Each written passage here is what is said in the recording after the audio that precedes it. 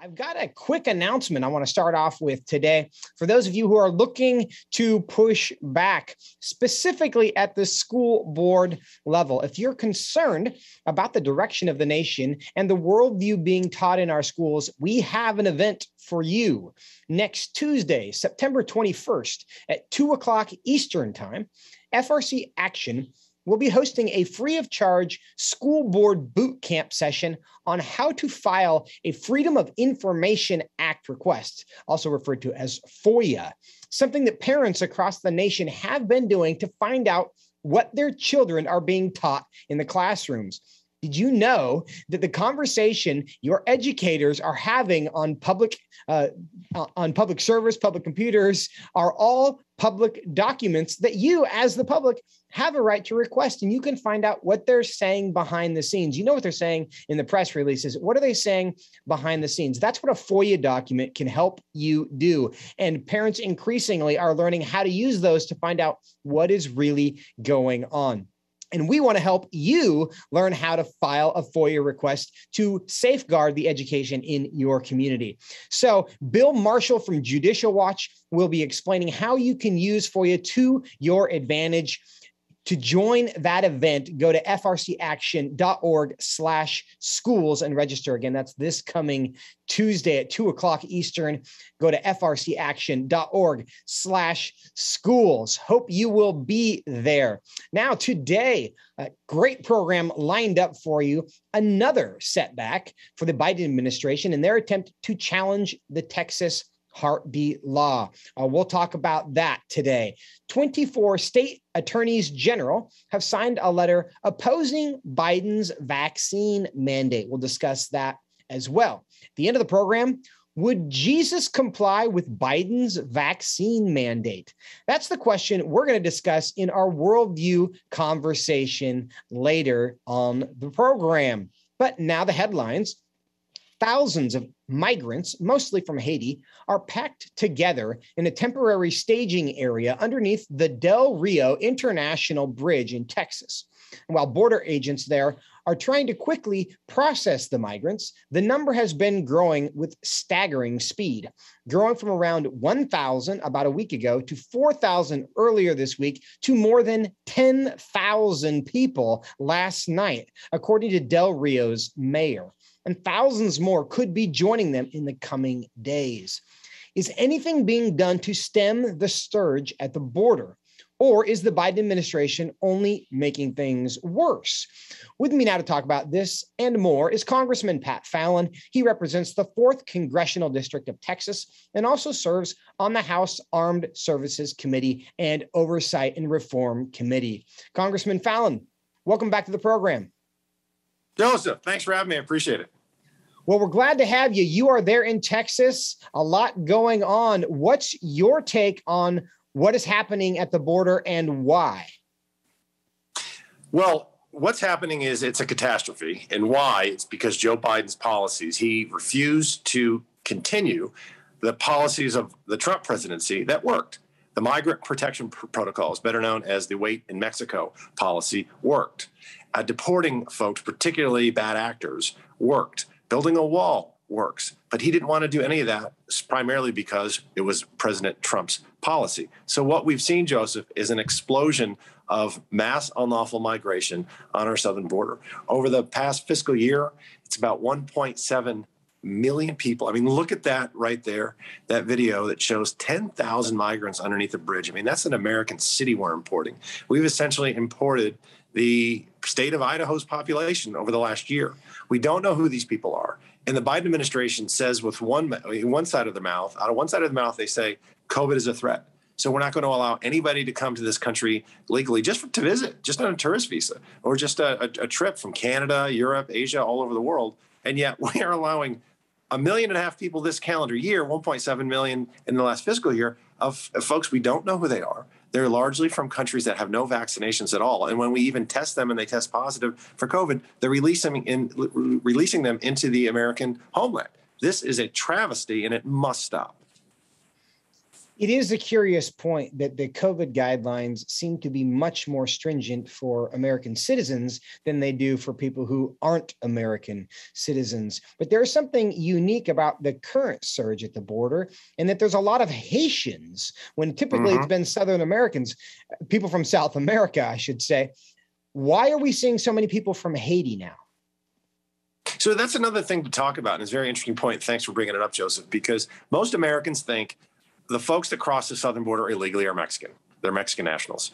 And while obviously there's a lot of Mexican nationals that do that, the last year we've seen mostly folks from Central America, primarily Honduras, Guatemala, and El Salvador. But even though that's been the primary impetus, that those folks, 70 other nation states have been represented with folks, their citizens, crossing our southern border illegally just this year, and about 120 countries over the past few years. So it's really not a shock or surprise that we're going to have a concentration of a certain country, being they know Haiti's the poorest country in our hemisphere. And, the reason why they're coming is they think they're going to be able to get in. And under Joe Biden, they're probably not wrong. Because that's a long trek. I mean, we're not talking about Monterrey, Mexico. That's a couple-hour drive to the border. This is on the island of Hispaniola in the Caribbean, to then get to, I would presume, Mexico to start, or maybe some other country, and then make their way up to Mexico, to our border. They wouldn't take the journey in the first place if they were going to have to wait in Mexico and be rejected and denied entry in the United States, because then they're going to call back home and tell everybody, don't do what I just did. It was a terrible waste of time and money, and it put my life and health in peril, because you're talking about the drug cartels are facilitating all this. But when they can call back home and say, yeah, I'm here, I'm in the United States, you were going to get 10,000 Haitians today, it'll be 100,000 Haitians in a few months. And on September 8th, the Biden administration announced that they would no longer be conducting deportation flights from the United States back to Haiti. So we have created this new incentive for people specifically from Haiti to come to the United States. And of course, if you've been in Haiti lately, you realize the United States is a much better place to be. According to Senator Ted Cruz, he estimated, and I don't know where these figures come from, but he said that 85% of the migrants at the border currently could be from Haiti. So we are seeing a surge, but I think it's the point that you make that not everybody at the southern border is coming from Mexico. It really is an international entry point for the country. But there is the Biden administration has said that the one way that they want to stem immigration from the southern border is to deal with what they refer to as root causes, issues like violence and corruption and poverty, as a way of making people want to stay where they are. What do you think of that approach to our immigration issue? Okay, it's completely backwards, Joseph. Violence and corruption and poverty, unfortunately, are staples of the third world, of developing nations. In fact, that's one of the reasons why they're still impoverished, is because of the corruption. When we see that, again, all over Central America, Asia, and Africa, and even South America. But that's something that these nation states have to do to get their own houses in order. In the meantime, we need to secure our border. On the Armed Services Committee, I put an amendment in the National Defense Authorization Act that said it is the will it's the will of Congress that we recognize that our southern border, securing it, is a national security issue. Every Republican on the committee, all 28 of us, voted for it.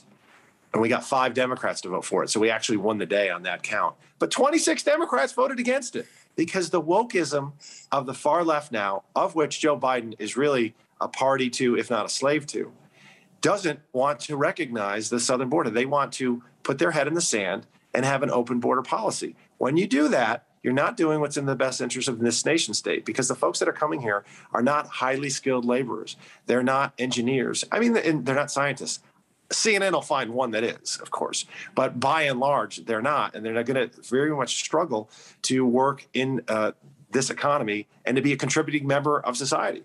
Unfortunately, we're a debtor nation. The costs alone for the $1.5 million that have been let in this year is estimated by the Congressional Budget Office to be $160 billion over the next 10 years. And that's what they're admitting to. So it's going to be probably hundreds of billions of dollars more. We don't have this money, Joseph. So we need to secure the border now and to make sure that Americans are safe. Because if you're not safe, then you're not free.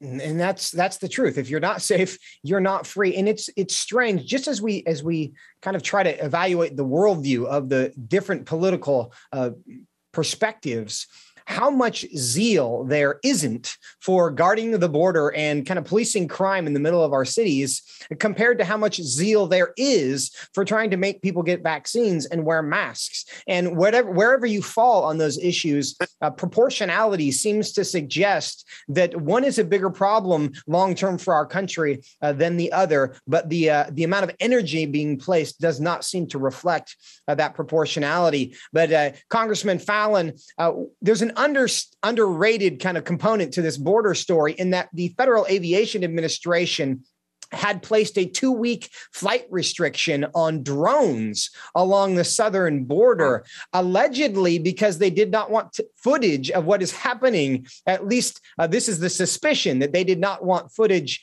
of what is happening at the southern border to get out. They have since apparently done away with that ban, and Fox News at least has regained clearance to fly their drones. What do you think is happening there on the drone question? No, Joseph, that's exactly like when we visited the Donna holding facility back, I believe it was in February.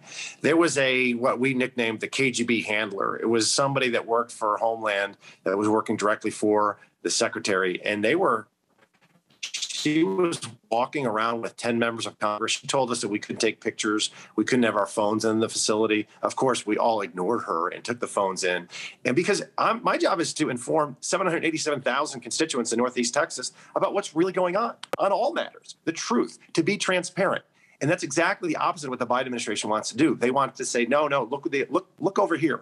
They want to talk about COVID all the time because it's the only thing he's still polling well on. He's polling poorly and he's underwater on everything else. So they don't want the truth to get out, because I'll tell you something. If the American people knew the truth at the border, they would be crying and screaming from the rooftops. They would be getting their pitchforks and torches out, demanding that we secure the border. So let's just examine this very quickly.